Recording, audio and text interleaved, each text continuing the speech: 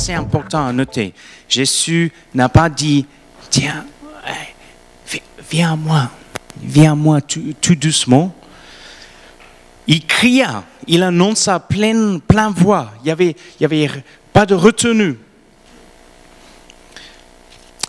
C'est annonce à pleine voix. Si quelqu'un a soif, qu'il vienne à moi. Et que celui qui croit en moi boive. Car, comme dit l'Écriture, des fleuves d'eau vive jailliront de lui. En disant cela, et faisant allusion à l'Esprit qui devait recevoir plus tard ceux qui croiraient en lui. En effet, à ce moment-là, l'Esprit n'avait pas encore été donné parce que Jésus n'était pas encore entré dans sa gloire. Les paroles de Jésus, donc le thème de mon message, c'est « Viens à moi ». Sam, si tu peux mettre le diapo suivant, s'il te plaît. Jésus qui nous dit « Viens à moi ».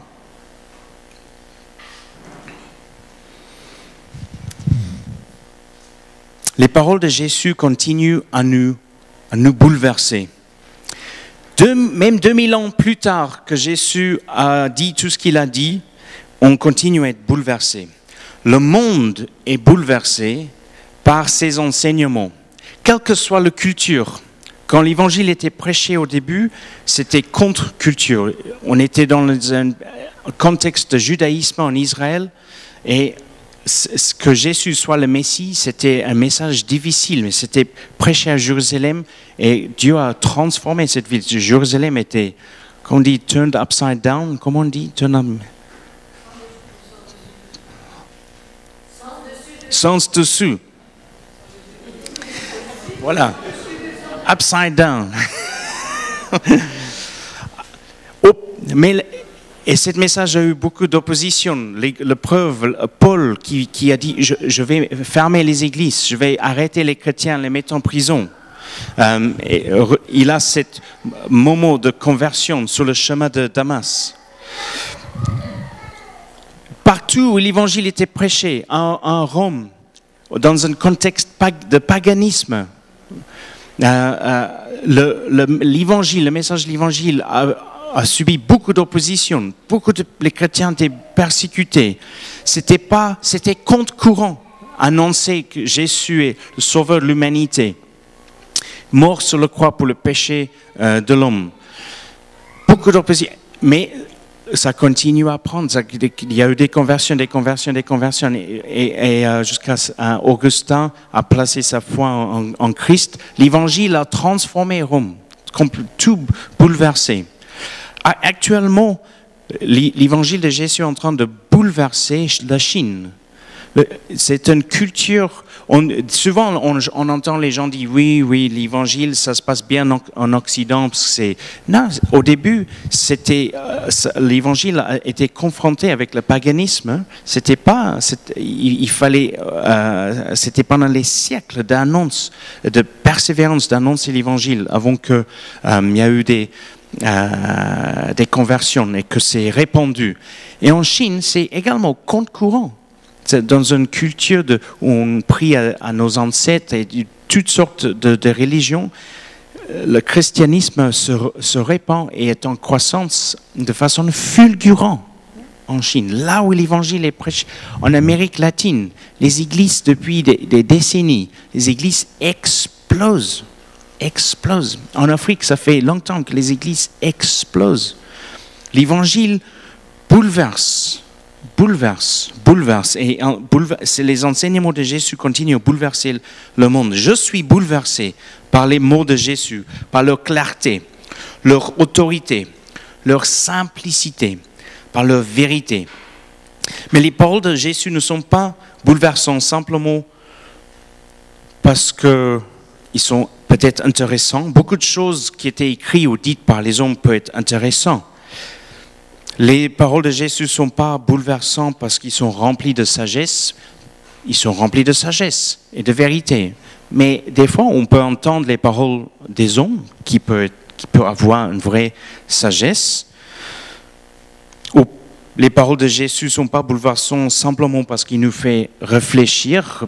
Des fois, on peut lire ou entendre quelque chose qui nous fait réfléchir. ou parce que nous sommes interpellés, on se sent interpellé. En effet, des fois, je me sens interpellé par les paroles des hommes et des femmes. Cette année, nous célébrons, dans le monde entier, nous rendons hommage à Martin Luther King. Il y a 50 ans, il était assassiné en 68. Cet pasteur africain, un pasteur américain, baptiste, et qui a lutté pour les droits de l'homme, pour l'égalité entre Africains noirs aux États-Unis et les Blancs aux États-Unis. Et on a tous vu à plusieurs reprises à la télé son discours à Washington, son discours « I have a dream », j'ai un rêve. Rêve, c'est masculin, féminin. J'ai un rêve. J'ai fait un rêve. Où les enfants des anciens esclaves peuvent jouer avec les enfants des anciens propriétaires des esclaves et qu'on ne les jugera pas sur la couleur de leur peau, mais sur leur caractère. C'était un discours qui a changé la conscience des Américains et qui a joué dans la conscience dans le monde entier, surtout en Occident. Nous sommes interpellés par ces mots-là. J'ajoute entre parenthèses que Martin Luther King, en tant que pasteur, avait ses convictions fondées dans la parole de Jésus-Christ. Il savait qu'on était tous égaux, comme on est égaux au pied de la croix, créés dans l'image de Dieu, égaux, que par conséquent dans la société, il faut qu'il y ait une égalité et pas une discrimination. Mais les paroles de Jésus sont différentes des paroles des hommes. Alors pourquoi? Il y a sans doute une longue liste, mais je vais vous juste donner quelques points qui différencient les paroles de Jésus. Et après, on va revenir à cette parole de Jésus, viens à moi, d'accord? Mais d'abord, les paroles de Jésus sont à la fois universelles et personnelles. C'est-à-dire universelles dans le sens, il s'applique à tout le monde, toute l'humanité, partout sur la planète, dans toutes les époques. C'est universel, mais aussi personnel. Quand nous lisons les évangiles, quand nous lisons les enseignements de Jésus, on a le sentiment qu'il parle à moi, qu'il parle à toi, qu'il parle à vous, à nous. N'est-ce pas? C'est personnel. C'est personnel, c'est directement à chaque individu. Et en même temps, c'est pour nous tous, c'est universel. Deuxièmement, les paroles de Jésus ne nous laissent pas indifférents. C'est-à-dire, nous sommes obligés de faire un choix, de les accepter ou les rejeter. Avec d'autres choses, on peut lire un article et dire, oui, je suis d'accord, pas d'accord, pas de problème. Mais avec les paroles de Jésus, c'est pas pareil. Tellement ils sont directs, tellement l'étendue et les implications les paroles de Jésus sont énormes, on est obligé de soit les accepter ou les rejeter. Il n'y a pas de mi-terrain. Même si on dit ah, c'est pas pour moi, ça m'intéresse pas, c'est une façon de rejeter les paroles de Jésus. Et troisièmement, nous ne pouvons pas réduire les paroles de Jésus à une simple philosophie ou peut-être les bons conseils pour mener une bonne vie. Des fois, on entend ça. On entend quelqu'un qui dit « Oui, je crois que Jésus a existé. Il a eu des choses intéressantes à dire. Il a dit le sermon sur la montagne, par exemple, où c'est très bien pour mener une bonne vie.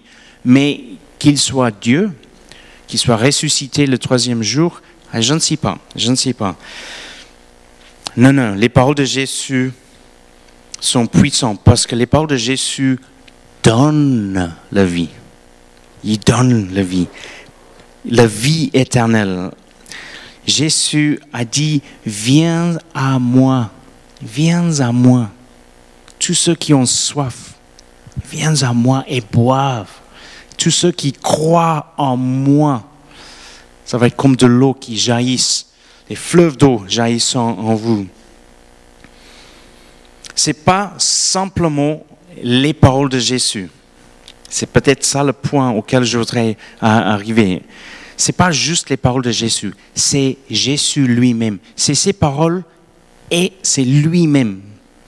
Jésus a dit, je suis le chemin.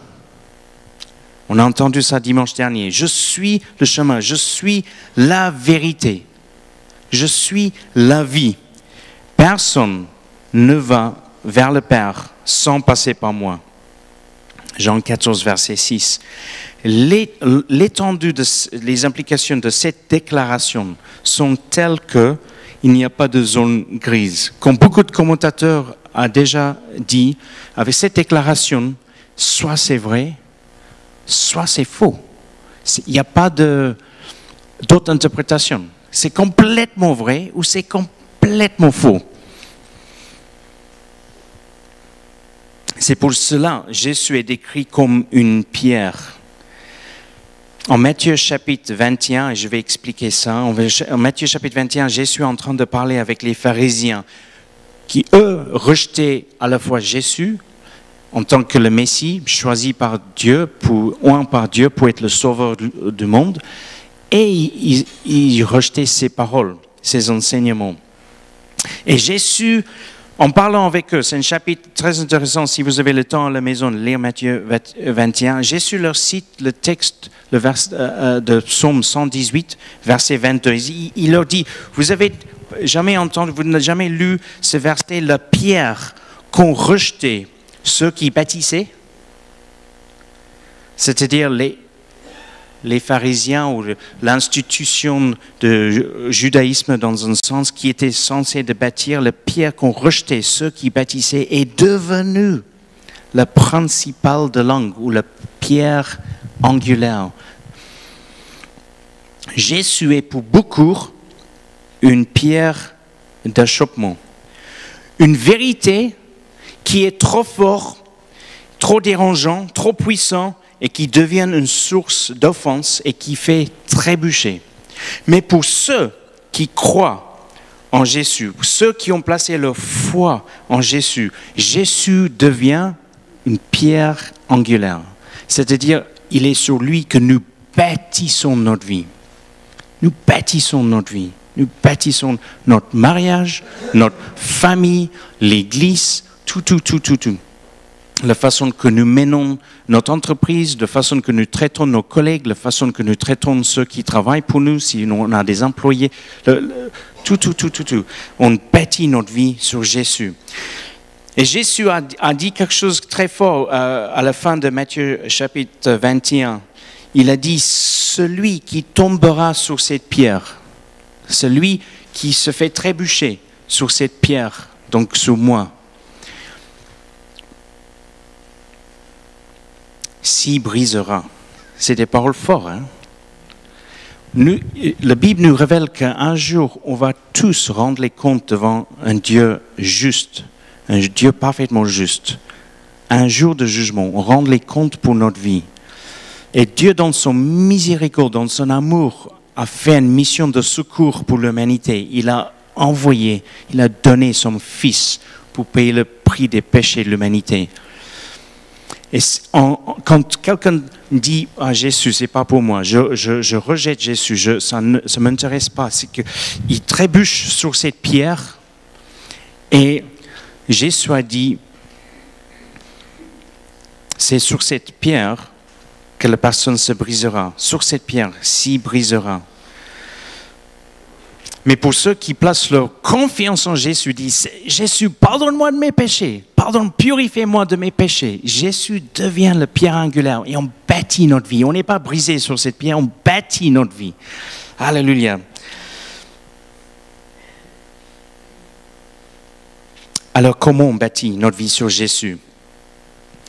Jésus nous a donné la clé, c'est très très simple. Matthieu 7, verset 24, si vous avez vos Bibles, on peut regarder ensemble. Matthieu 7, verset 24, vous connaissez très bien ce texte. C'est pourquoi celui qui écoute ce que je dis et qui l'applique ressemble à un homme sensé qui a bâti sa maison sur le roc. C'est un joli parallèle avec Jésus, le pierre angulaire sur lequel nous bâtissons notre vie, et Jésus, le roc sur lequel nous bâtissons notre maison, notre vie.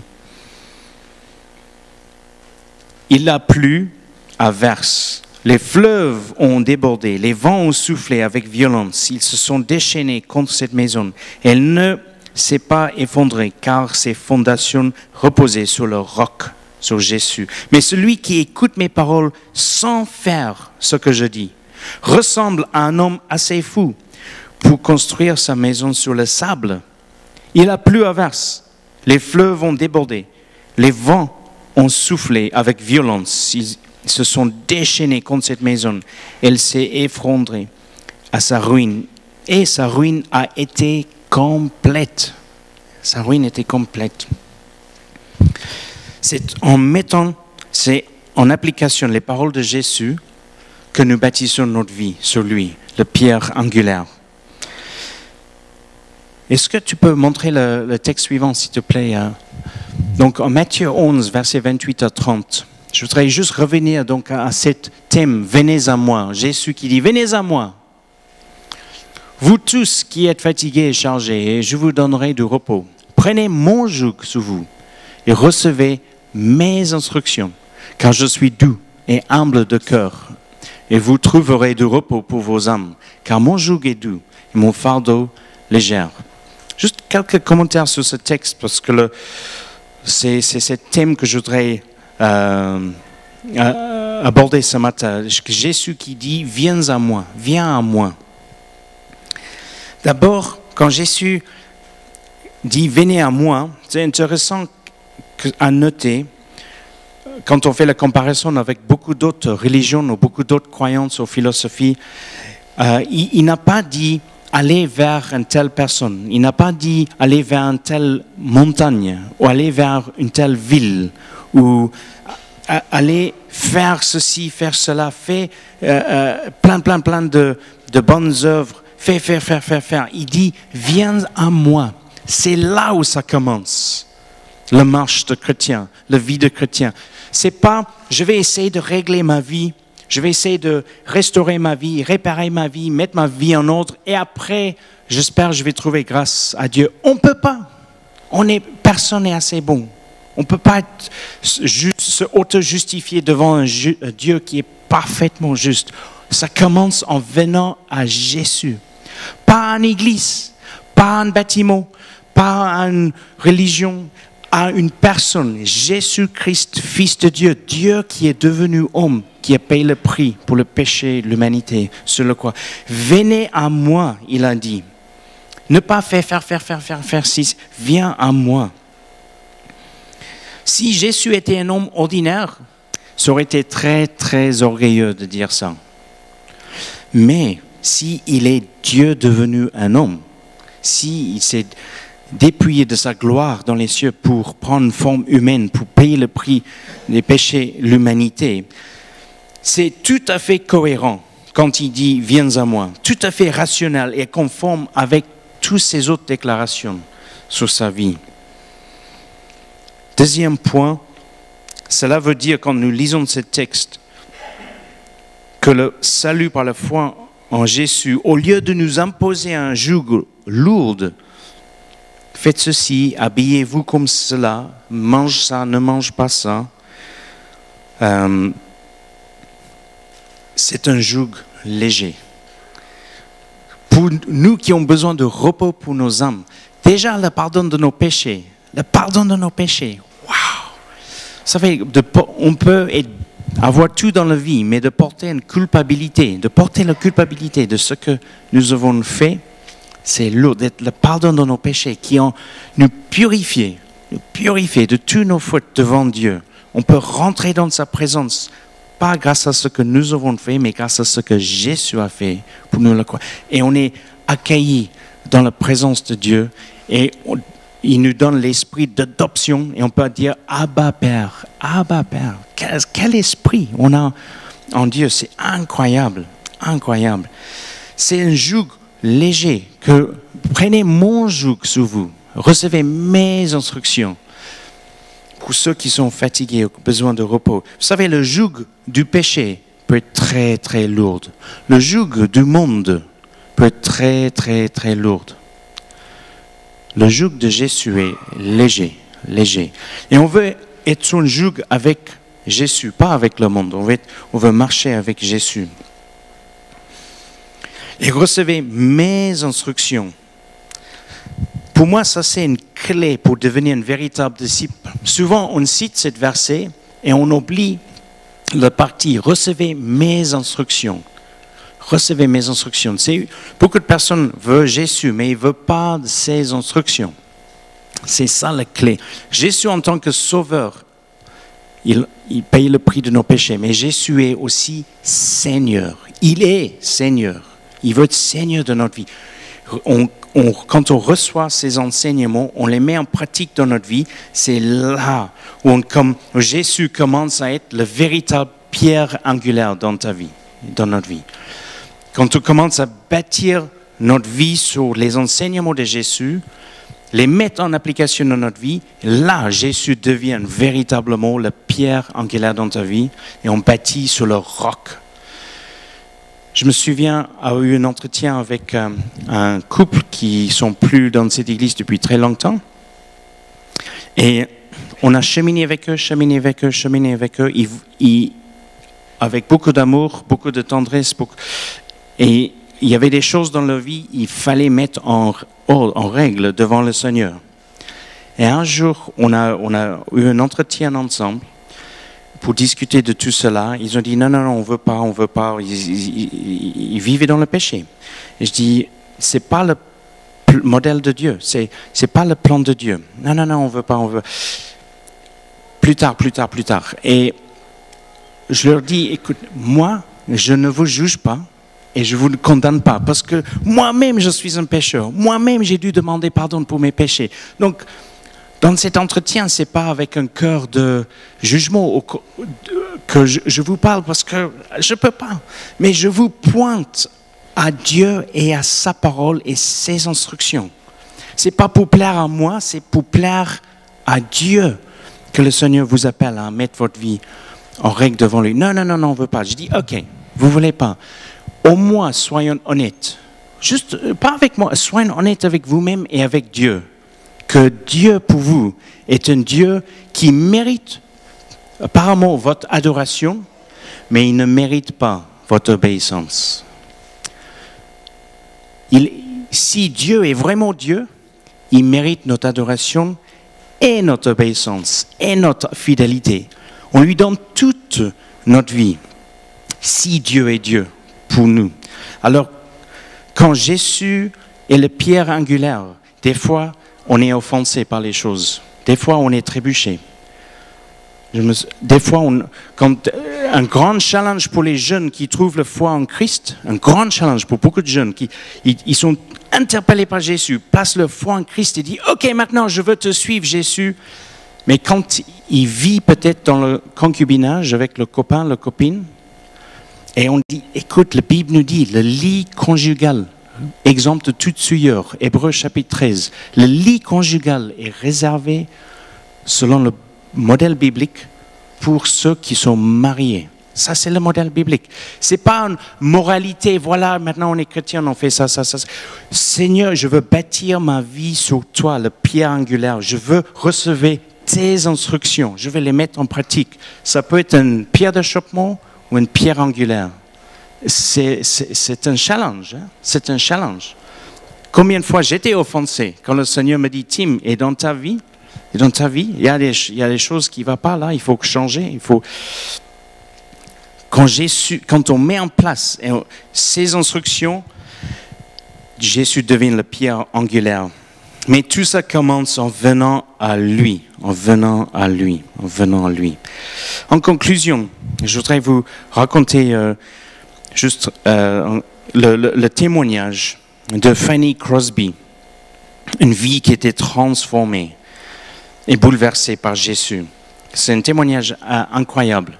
Quand nous plaçons notre foi en Jésus, il change notre vie. Je vais juste ouvrir là parce que je sens qu'on a besoin un peu d'air. Si vous avez chaud, n'hésitez pas. Est-ce que tu peux mettre le prochain diapo? Donc, ok, je ne sais pas si vous voyez bien Fanny Crosby.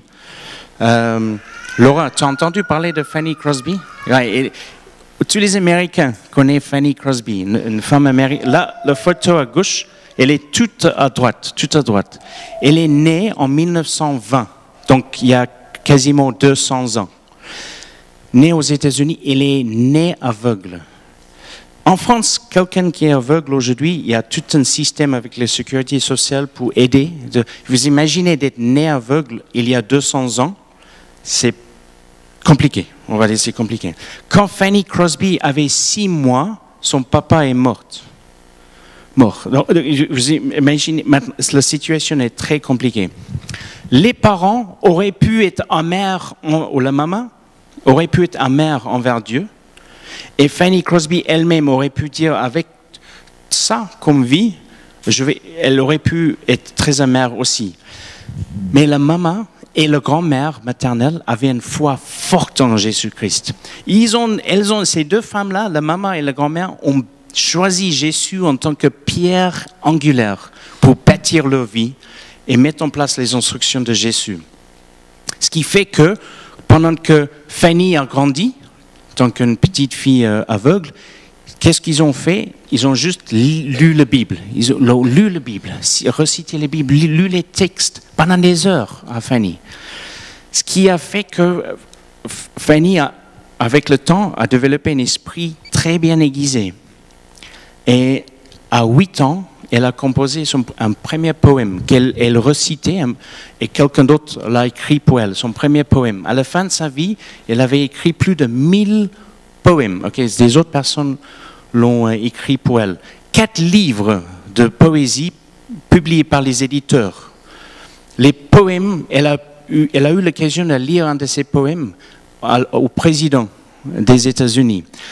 Elle s'est mise aussi à chanter. Elle aimait chanter. Elle a écrit des chants, beaucoup de chants. Elle n'a pas composé la musique, c'est des autres qui ont composé la musique, mais elle a écrit des chants. Il dit à peu près 9000 cantiques qu'elle a composés.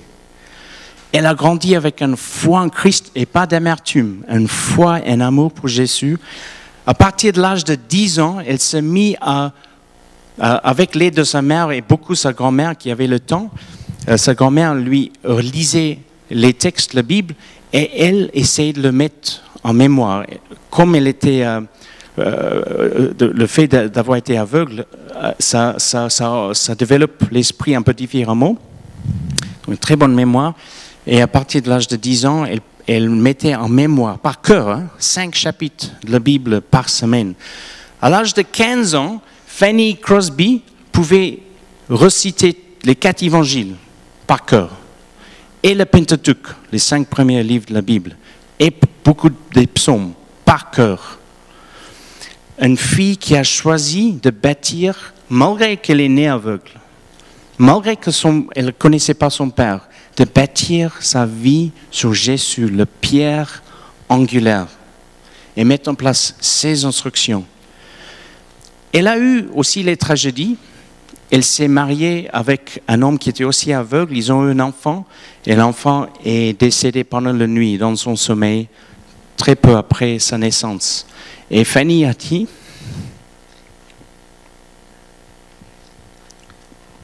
elle a dit, Dieu a envoyé des anges pour prendre notre enfant, pour le ramener, d'être avec lui. Je pense à François et Jennifer. Elle aurait pu choisir d'être amère envers Dieu. Dit, Dieu, je t'écris des chants, je t'écris plein de chants. Pourquoi tu permets, pourquoi tu prends mon enfant comme ça? Elle a dit, Seigneur, tu vas envoyer tes anges, prends mon enfant. Cet enfant est près de toi. Elle a continué à marcher avec Dieu. Elle a écrit des chants très connus. Je cherche elle a écrit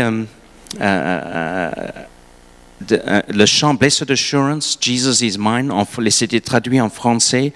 La version française, c'est mon cantique, c'est mon histoire. Vous vous rappelez? C'est mon cantique, c'est mon histoire. C'est elle qui l'a écrit. Et beaucoup d'autres. Quand les éditeurs voulaient publier ces cantiques, ils ont dit mais Fanny, c'est un peu gênant. Aux États-Unis, tes chants ont un grand succès. Mais quand on publie le livre et on le vend avec tous tes cantiques, ils sont tous dans ton nom. Ça fait un peu bizarre. Est-ce que tu veux pas adopter quelques noms de plumes? Donc, elle a adopté les noms de plumes. Donc, des fois, il y a des cantiques dans d'autres noms, mais en fait, c'est elle qui les a écrits. Et son but, ce qui m'interpellait, elle a écrit que son souhait, son but, c'est qu'avant la fin de sa vie, elle voulait qu'à travers ses chants, 1 million de personnes trouvent le foi en Christ. 1 million de personnes. Combien de fois, des fois, on dit, quel est votre but dans la vie? Je veux faire mes études, trouver un bon travail, une maison, fonder une famille, avoir une bonne situation et bâtir notre vie sur Jésus, le pierre angulaire. Des fois, c'est complètement secondaire. Des fois, troisième. Pour Fanny, et je suis interpellé par ce témoignage, c'était bâtir d'abord ma vie sur Jésus et de mettre en pratique ses paroles, ses instructions, ces paroles qui nous bouleversent. Et pour conclure, on lui a demandé un jour, juste avant que je vous dise cette citation, elle est la première femme aux États-Unis, d'adresser le Sénat américain et le Congrès américain.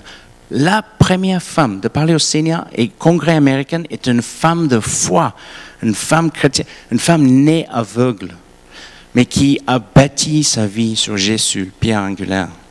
Et malgré les souffrances et les difficultés, elle a gardé sa foi en Jésus. Et tout au long de sa vie, elle était très généreuse. Elle participait dans beaucoup de missions. Elle a prêché. Femme incroyable. Alors, on lui pose la question un jour. Fanny, tu dois être déçue de ne pas jamais avoir vu un visage. Tu es née aveugle, tu ne sais pas comment... tu n'as jamais vu un visage. Elle a pu sentir avec les doigts, mais tu n'as jamais vu un visage. Dit non, c'est une bénédiction. Parce que, contrairement à toi, moi, le premier visage que je verrai sera le visage de mon Seigneur. Alléluia! Quelle foi! Jésus nous dit, venez à moi. Il n'a pas dit, allez dans cette église, à cette montagne, à cette ville, Il a dit, venez à moi. Vous tous qui êtes fatigués et chargés, je vous donnerai du repos. Prenez mon joug sur vous. Recevez mes instructions, car je suis doux et humble de cœur, et vous trouverez du repos pour vos âmes. Car mon joug est doux et mon fardeau léger. Amen. Est-ce qu'on peut se lever, on peut prier? Est-ce que l'équipe de louange peut s'approcher?